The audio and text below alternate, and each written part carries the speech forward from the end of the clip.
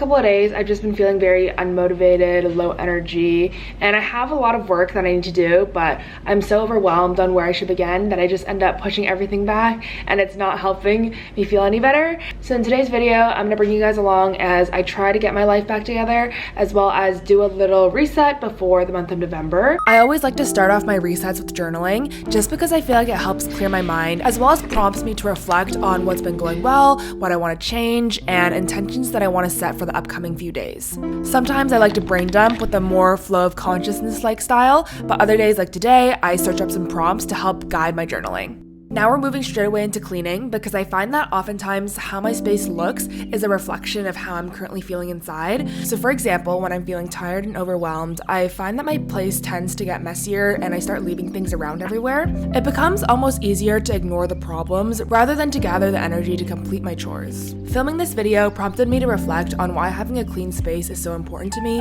and two main things came to mind. The first one is pretty self-explanatory. Cleaning removes visual distractions. When things are put away into the cupboard or the closet, you can't see it, and it's just one less thing your brain has to focus on when you're trying to work towards a goal. And the second point is a self-reflection that I wasn't even aware about until now. I think that having a clean space is an expectation that I have for myself, so when it starts to get messy and just not look like how I envision it, it almost feels like I've let myself down and makes me feel not too great. Taking a couple of hours to just tidy up the space and deal with any mess that might be left over is like a real-life example of showing up as the person that you want to be. For me, this often serves as the first step in a snowball effect of regaining my motivation to work towards my goals.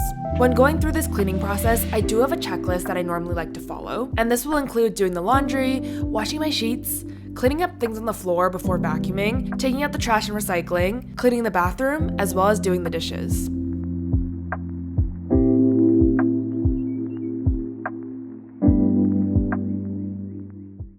The goal for this morning is to start catching up on some work, so I'm gonna head to a cafe to answer some emails, write some assignments, as well as start catching up on lectures. Wearing a very simple outfit. This is a top from Aritzia. These pants are Abercrombie. I'm wearing my New Balances, and then the tote bag.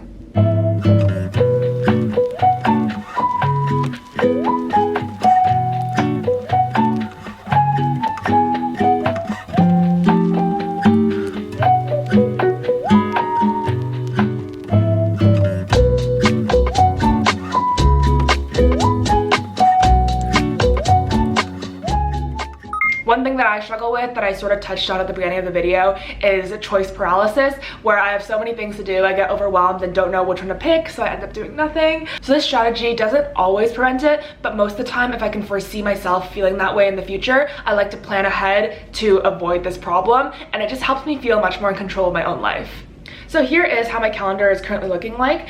I've always used Apple Calendar. I haven't even tried Google Calendar, so I can't really compare the two, but I love this and it does exactly what I need. In short, I have different calendars that are color coordinated to different aspects of my life. So for example, like white is my class schedule, purple is athletics, blue is personal, etc. And this is great to just give a visual of your week at a glance. On some weeks, just adding in appointments and deadlines is enough to keep me on track, but other weeks when I'm feeling much busier with a lot of things on my plate, I like to make use of a time management technique called time blocking. And I've talked about this in so many videos in the past, and I keep talking about it because it's something that continuously works well for me. But basically how it works is you divide your day into blocks of time. So instead of trying to do like 5 different things all throughout the day, separate these out into 2-hour or 3-hour time slots. I find that I get distracted when I'm trying to do multiple things at once, so just having one thing to focus on helps me get into that deeper, focused flow state. Additionally, I'm guilty of procrastinating tasks that I don't want to do, so by using this strategy, I plan out my days in advance, and because of that, I know that there's only a certain amount of time that I have to complete those tasks, and it sort of pushes me to get them done. I'll link a simple article explaining it a bit more in depth in the description below.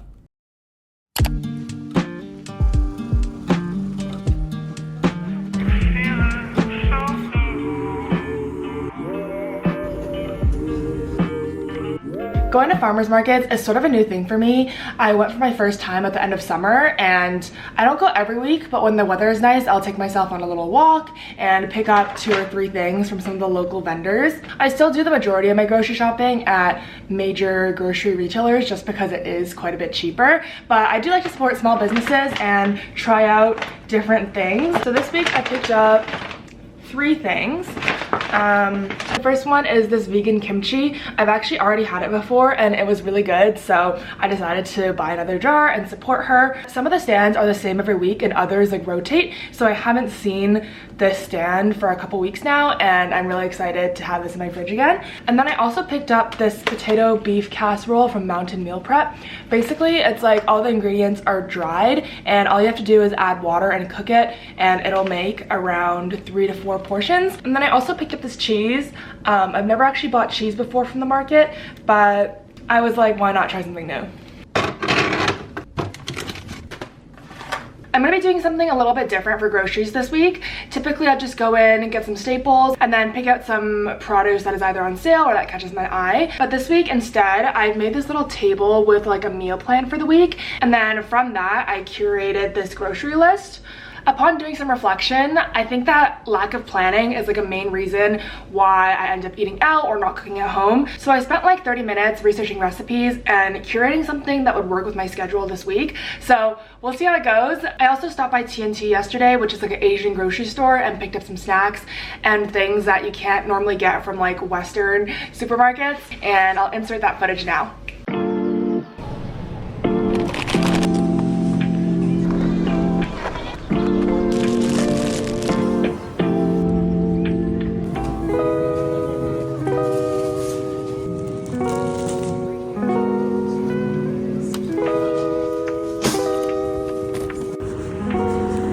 Before I put everything away, I'm actually gonna deep clean my fridge.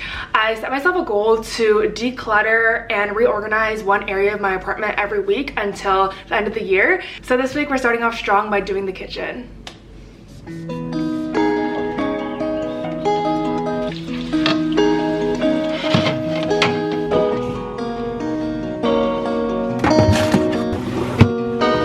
I also just found out that putting baking soda in the fridge can get rid of the fridge smell, so we're gonna try this for the month.